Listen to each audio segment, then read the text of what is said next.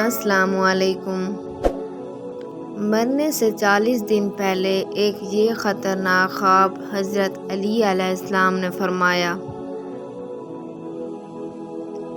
ایک مرتبہ کا ذکر ہے کہ ایک شخص حضرت علی علیہ السلام کی خدمت میں حاضر ہوا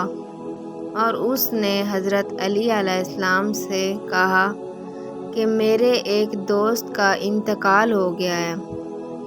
لیکن اس کو کافی دیر سے عجیب طرح کے خواب آ رہے تھے، تو کیا ایسا ہوتا ہے کہ ایک انسان کو پتہ چل جائے کہ وہ مرنے والا ہے؟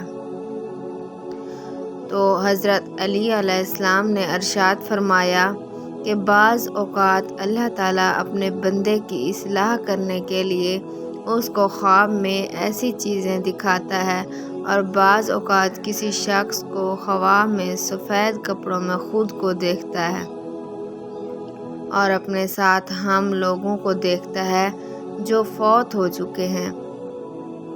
تو سب اللہ تعالیٰ کی طرف سے اشارے ہوتے ہیں کہ ایک شخص اپنی اصلاح کر لے اور اللہ تعالیٰ سے ڈرے اور اپنی مغفرت کی دعا مانگے۔ پر اکثر فوت ہوئی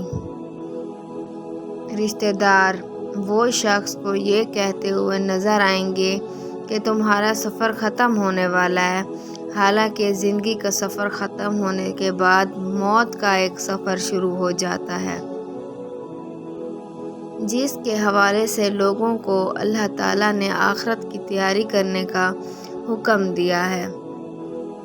ہمیں چاہیے کہ ہم زندگی کے سفر، اس میں نئے شروع والے موت کے سفر کو یاد رکھتے ہوئے اللہ تعالیٰ کی عبادت میں مصروف ہو جائیں